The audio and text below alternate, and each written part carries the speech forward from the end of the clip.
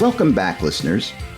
Over the last 2 episodes, you've looked over my shoulder as I wrote the song East Tennessee Valley. So far, we've completed the basic structure of our song, then we refined and defined it better by creating a lead sheet, writing an arrangement, and then recording that arrangement.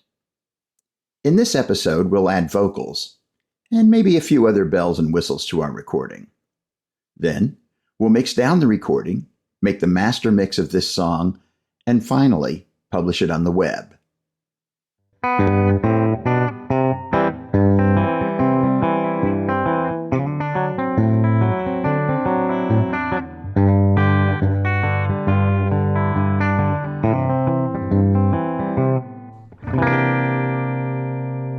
Hi, I'm Tim Rose, and this episode is part 3 of my Tim Tunes podcast, Songwriting, East Tennessee Valley, where you follow along as I write and record a new song.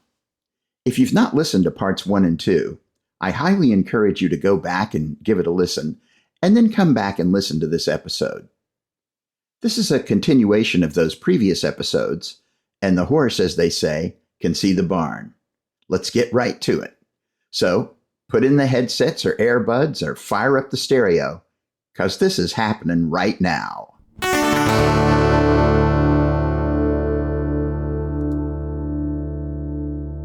Part 5, Recording the Vocals.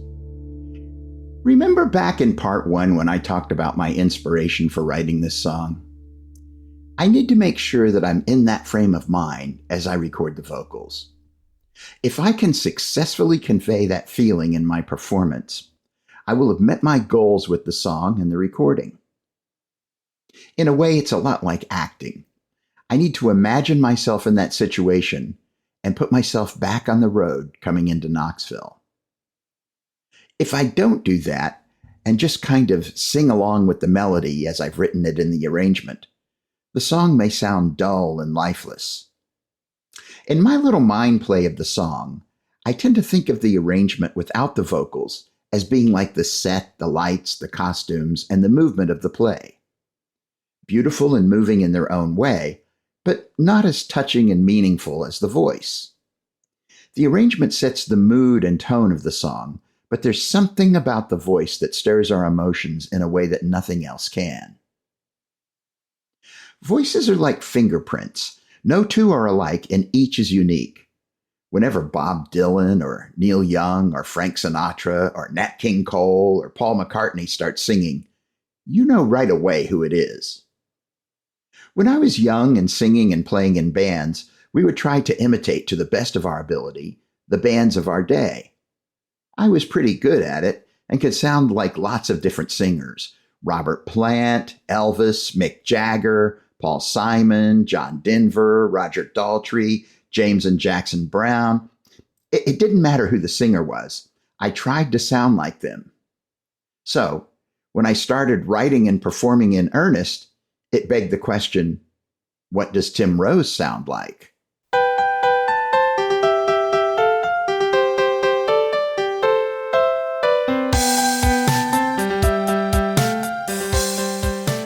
When we listen to our voices for the first time on a recording, the reaction is almost universally bad. This is more because we don't sound anything like we hear ourselves in our own heads. It can take a long time to go from, "Oh my gosh, I didn't know I sounded like that," to, "Hey, I sound good." I needed to find my own voice, so I turned to my acting training. I developed a method where I relax and focus on the meaning of the song, and then I just sing it. I'm not trying to be any of those singers I mentioned before, although I'm sure they creep in from time to time. I'm focused on conveying the meaning and emotion of the song. Now, this is easy to say and simple to understand, but not so simple to do. I find that it's critical to warm up before I sing, especially as I've gotten older. Plus, warm-ups tend to relax you and get you out of the mindset of your day-to-day thoughts. They clear your mind and help you focus on the task at hand. It's hard to perform well when you're thinking about something else. Did I turn off the stove? Isn't my car payment due tomorrow? Why don't they call me back? I wonder if I've gotten any likes or comments on my post. These intrusive thoughts can interfere with concentration during a performance and lead to, at worst, mistakes, and at best, unintended micro-inflections that distract from the performance. And, make no mistake, recording is a performance. There's just nobody listening while you're recording. It's important to be able to hear yourself when recording. This may sound like a no-brainer, but in the hustle and bustle of recording, it's easy to miss, especially if you're both performing and engineering the recording. Also, unlike the days of old and analog recording, you can't let the meters get into the red. You've probably seen sound meters before. There are graphic meters that represent the sound level in a kind of bar graph, and then there are needle meters that show the volume on a dial sort of arrangement with a needle moving back and forth according to the sound volume. In both types of indicators, there is a red region that indicates the volume is too high. With the analog recordings, i.e. actual tape or record recordings, it's okay for the sound to peak out quickly and then fall off. With digital recordings made on a computer, it is not. Both analog and digital peaking produce distortion in the mix. The analog distortion can produce a pleasant kind of compressive effect if it isn't too intense. Any distortion produced in digital recordings, however, is just bad. It will introduce loud clicks and nasty, hurty sounds. It's almost as if the computer recording the digital sound says, "I have no idea how to interpret this signal, so here is something to torture you with."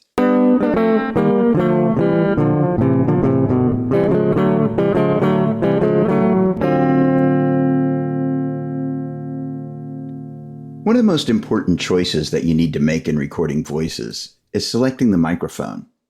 It's important to pick a microphone that highlights the best features of your voice. So, for someone like me who is more of a baritone bass, it might seem like I need a microphone that emphasizes the bass-baritone range. That, however, is not the case. I find in general that I like the sound of my voice when the microphone is relatively flat. That is, it doesn't emphasize any particular frequency. All microphones have some frequency variation, so no microphones are truly flat. To a certain extent, I think it's more that I imagine that I like a flat microphone than that I actually do. Singing the melody. The next thing I do is to make the recording of the melody. As you recall, we have a recording of the melody played by the tenor saxophone that we made when we made the lead sheet. By now, I've heard that melody about 1,000 times and have it ingrained in my brain. So when I go to record the melody, all I have in front of me is the lyrics. I won't play the melody along as I record it. I feel like this gives me greater freedom in interpreting the song. I don't want to be locked in. I will generally sing the complete melody from the beginning to end in one take. Then I'll go back and re-record any sections that I don't like. Often, I'll re-record the entire song. It only takes 3 or 4 minutes. Usually, after 3 or 4 takes, I'm done. To make sure that the vocal is okay, I'll listen to the entire vocal, both with the backing tracks and without. This is what it sounds like without the backing tracks. Driving over the mountain, or coming up from the plain, I start feeling happy. I just can't explain. I got no reason to be joyful, but I cannot escape this flying footloose feeling and the smile upon my face. I was born here years ago and left as a child to roam. East Tennessee Valley, you're my home. And this is what it sounds like with the second verse with the backing tracks. The roads and buildings have all changed, and the people, they've all grown. Some moved on and some have gone to some other home. Maybe it's the earth or the water, or the night, or maybe the sky, or the spirits of my elders calling me nigh. Everything large has gotten smaller, and everything new seems old. East Tennessee Valley, you're my home. Now that we have the melody, we need to add any harmonies that we want. Deciding what harmony should go where is kind of an art form, and really is a matter of taste and artistic preference. Harmony can be used as a tool to emphasize certain moods in the song. In our case, this is primarily a happy song. I'm using harmony to lift up the feeling of the song in certain places. You have to be careful with harmony, though. Harmony can make it difficult to understand the words sometimes, and can obscure the meaning of the song. So use harmony judiciously and with care. In this song, I've decided to use harmony in the following phrases. In verse 1, the first harmony, I have a single harmony, a thirdish above the melody on the line, I start feeling happy. In the second line, and then again in the line, this flying footloose feeling. Next, I add 2 harmonies of ahs behind the line, I was born here years ago and left as a child to roam. Then I sing to the end of the verse with just the 2 harmonies. That sounds like this. Driving over the mountain, or coming up from the plain, I start feeling happy. I just can't explain. I got no reason to be joyful, but I cannot escape this flying footloose feeling and the smile upon my face.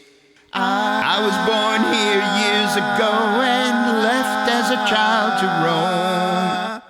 East Tennessee Valley, you're my home. When I'm recording the harmonies, this is what it sounds like. I prefer to record the harmonies without the backing tracks so that I make sure I get the harmonies right. Then I'll add the rest of the tracks to make sure the harmonies sound right with the rest of the arrangement. In the second verse, I've made all of the harmonies 3-parters. This is what it sounds like with the backing tracks added in. The roads and buildings have all changed, and the people, they've all grown. Some moved on and some have gone to some other home. Maybe it's the earth or the water, or the night, or maybe the sky, or the spirits of my elders calling me nigh. Everything large has gotten smaller, and everything new seems old. East Tennessee Valley, you're my home. The next harmony section is the bridge, which is done entirely in 3-part harmony. Without the backing tracks, that sounds like this. At the end of the day, I don't care why this place means so much to me, but I remember living here and being loved unconditionally. Sounds pretty good to me. There are additional harmonies in the last verse, and of course a great big old harmony ending, but I think I'll save those for the final mix.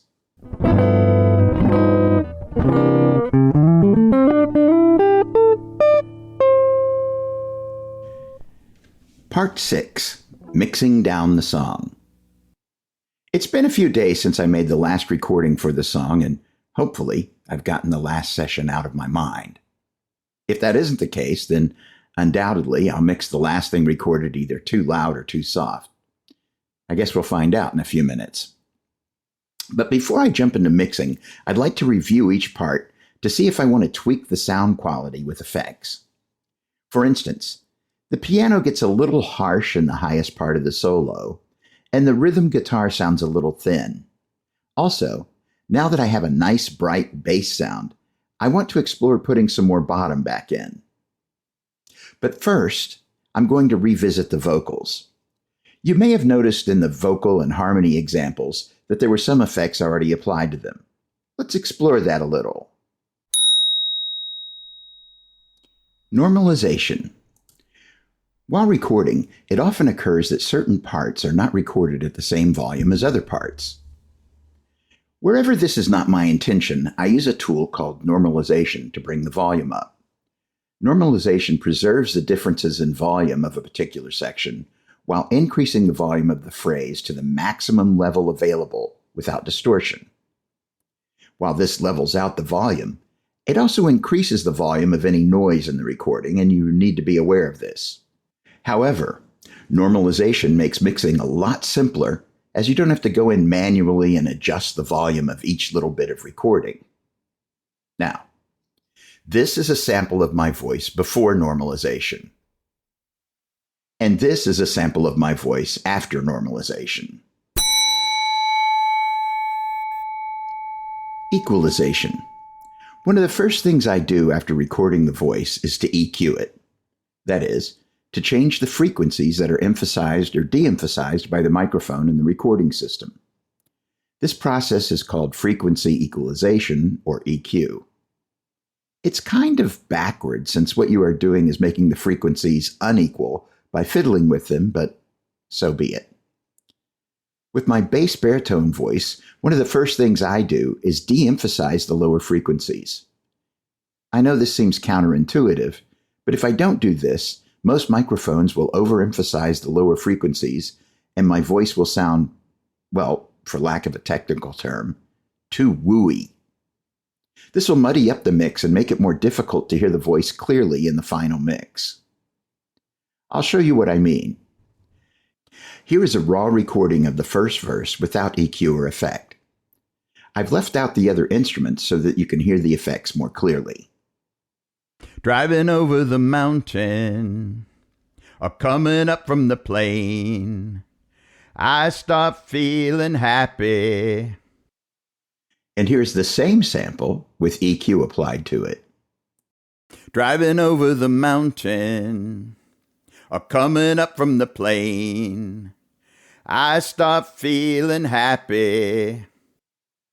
As you can hear, the differences are very subtle. This version has a very common EQ filter called a high-pass filter applied to it. The high-pass filter is a very common filter. Counterintuitively, the high-pass filter allows higher frequencies to pass through it and de-emphasizes the lower frequencies that can muddy up the sound. Why this is called a high-pass filter instead of a bass filter is a mystery to me. It almost sounds like something sound engineers do to mystify the mixing process and keep the uninitiated out. This issue is so common that most mixing boards have a high-pass filter button for every channel. Mark Baxter, a vocal coach of mine, used to say that the top needs a little bottom and the bottom needs a little top when you sing. What he means is that high notes need some frequencies from your lower voice, and low notes need some higher frequencies as well. If you don't have this, then your higher notes will sound thin and reedy, and your lower notes will sound thick and, well, muddy. These higher additional frequencies are what we call overtones, and the lower additional frequencies are called, guess what? Undertones. If someone has pleasant overtones, we say that the voice has a lot of resonance. If the overtones are not so pleasant, then we say that voice is most likely like most of the contemporary metal band vocalists. Just search death metal and have a listen for an example.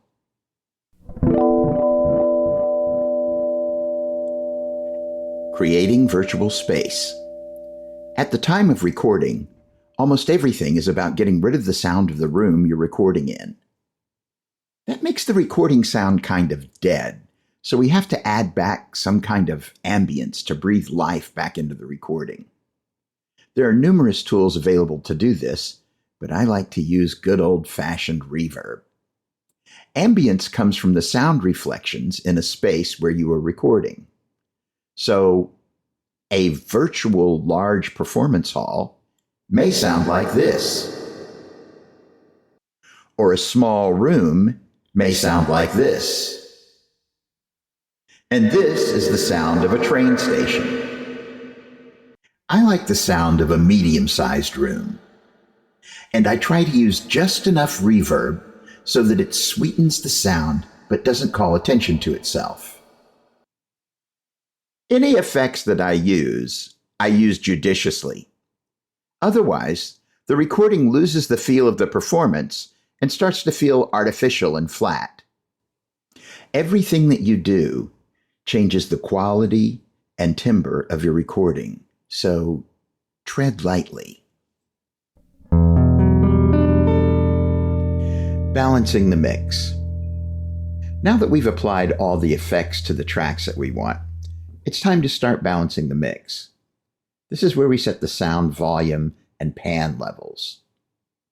The pan level determines how much sound goes to the left or right speaker in the mix. I like to move the instruments a little bit left or right so it doesn't sound like everything is coming from right in front of you. In this case, I've panned the piano a little left and the guitar a little right. We'll leave the bass slightly off-center left and the drums slightly off-center right. It's very subtle, but it adds more space and a sense of placement of the instruments. I should mention that I mix the rhythm instruments, the guitars, bass, piano, and drums, into what I call the instrument's submaster. Then I mix the vocals into another submaster. Then these two channels are mixed together into the master channel. That way I can balance the vocals to themselves and the instruments tracks into themselves. Now I can increase or decrease all of the vocals against the backing track without having to adjust each vocal track. The first thing I'll do is to take all the instrument levels to 0. Then I'll bring up the drums first. Now is the time to make any micro adjustments to the sound. For instance, I may want to manually increase the volume of fills so that they stand out better in the mix. Once I'm satisfied that the drums sound good and are not peaking, I'll bring in the bass. I'll go through the same process with the bass that I did through the drums. Once I'm convinced the balance between the bass and the drums is good, I'll add the piano. I'll slowly bring it up until the balance is good.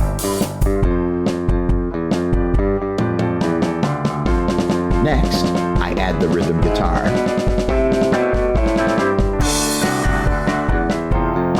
And then finally, the lead guitar.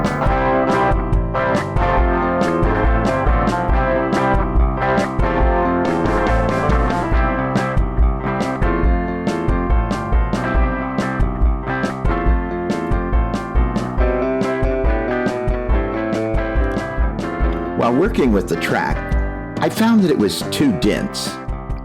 The song needs more air, it needs to breathe, so I decided to try a little experiment. After selecting the instruments, I made audio recordings of each of them so that I could better manipulate each sound. Now, I'm going to try to play the synths with different instruments. The piano will still be a piano, and the bass will still be a bass, and the drum kit will still be a drum kit, but the samples will be different. Then, I'm going to hard pan the old instruments to the left channel and the new instruments to the right channel. I'm going to attempt to hollow out the middle of the virtual space and put vocals and guitars in here. You'll hear it in the final mix. Once all of the instruments have been balanced, I'll mute the instrument submaster so that I don't hear the instruments anymore and start working on the vocals. I'll bring up the melody first. Driving over the mountain, or coming up from the plain, I start feeling happy. I just can't explain. I got no reason to be joyful, but I cannot And then the first escape harmony track. this flying footloose feeling and the smile And finally, upon my face. the second harmony track. I was born here years ago and left as a child to roam. East Tennessee Valley, you're my home. Once I'm satisfied the vocal track is properly balanced, then I'll unmute the instrument track and balance the instrument track with the vocals track. Now comes the most boring part of the whole process. I need to listen to the mix over and over and over again for little tweaks that I need to make. Also, I need to try the mix out on different speaker systems to see how it sounds on cheap little speakers and earbuds.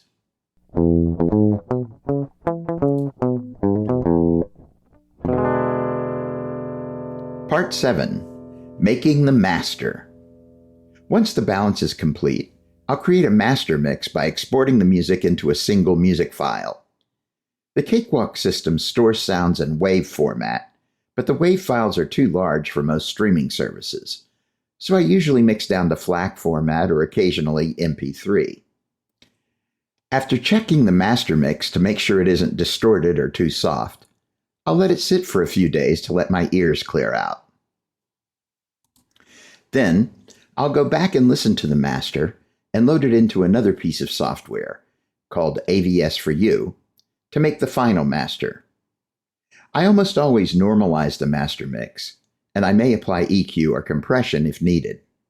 But usually, I'll just trim the beginning and the end of the piece and make the final master track.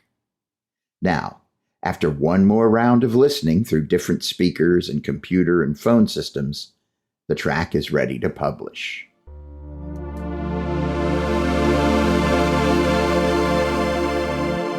Part 8. Publishing the track. I use a tool called Songcast to publish my music. Unlike the old days, I only publish online now. Songcast will distribute the song to multiple places so that it's available for streaming and downloading. But, sadly, nobody downloads anymore, and streaming just doesn't pay. Last year, I had 740 streams and sold one track. I made a whopping $5.18. That's one of the reasons I started this podcast, to get more people to stream my songs and, if possible, to supplement my income. This song won't be available online, except from this podcast and for my Patreon patrons, until I publish the rest of Tim Tunes Volume 3. You see, if I publish more than 3 songs at a time, it's cheaper to publish them in an album as opposed to stand alone. Regardless, once published in the tool, the song is available for streaming or downloading from Apple Music and iTunes, TikTok, SoundCloud, Pandora, Facebook, Tidal, MediaNet, Amazon, YouTube, and Spotify, to name a few.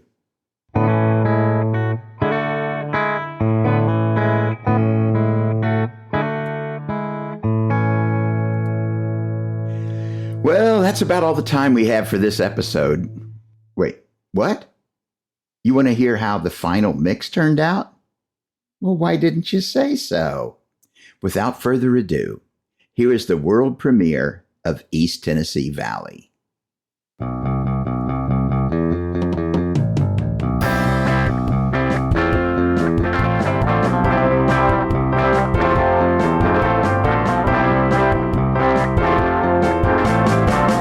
Driving over the mountain or coming up from the plain, I start feeling happy. I just can't explain. I got no reason to be joyful, but I cannot escape this flying footloose feeling and the smile upon my face. I was born here years ago and left as a child to roam. East Tennessee Valley, you're my home.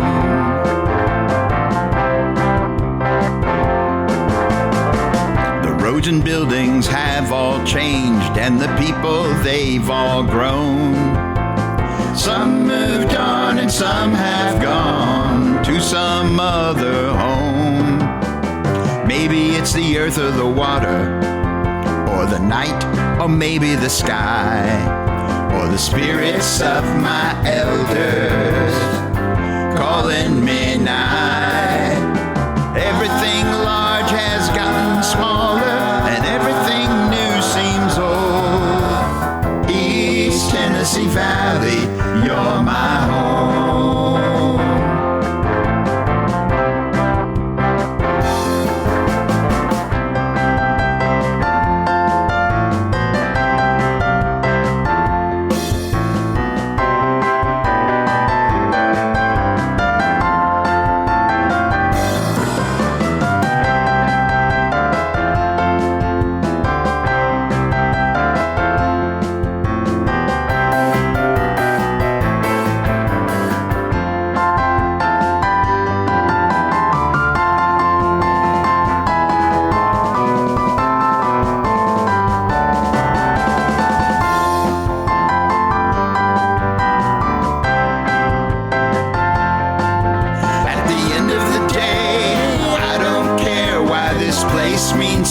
attached to me. But I remember living here and being loved unconditionally. Here I had my first family, learned the meaning of soul and heart, what it means to be good to each other, why we should all do our part. Home and safe and easy going, friendly people thinking happy thoughts. It's not so hard to figure out where my heart is caught.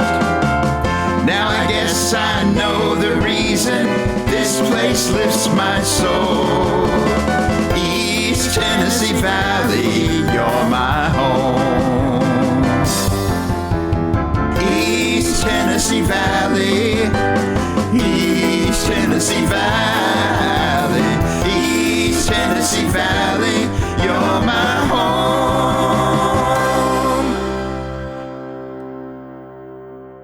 So, there you have it. Please feel free to send me comments on this episode via Facebook at the Tim Tunes Podcast group, or email me at timtunespodcast@gmail.com. Or, if you're a Patreon subscriber, you can send me messages via Patreon. Speaking of Patreon, I'd like to give shout-outs to two of my donors. We've recently received donations from Terry Sullivan and Sally Sislak. Thank you guys so much for donating. It means the world to me and keeps the podcast going. By the way, my Patreon site is now up and running at Patreon, patreon.com/TimTunes. You can subscribe for a monthly donation of $3 to become a Tim Tuna level donor, or $5 for the Tim Tunes Saints level. In return for your patronage, you'll have access to all kinds of extra content like this song. Tim Tunes Saints will have complete online access to my song library. If you choose to donate, then I thank you in advance. If not, then you can also help the podcast by liking or reposting my Facebook posts, or if you listen on iTunes, please rank me favorably. That'll go a long way towards increasing my reach. However you choose to support the show, I appreciate you. Thanks for listening.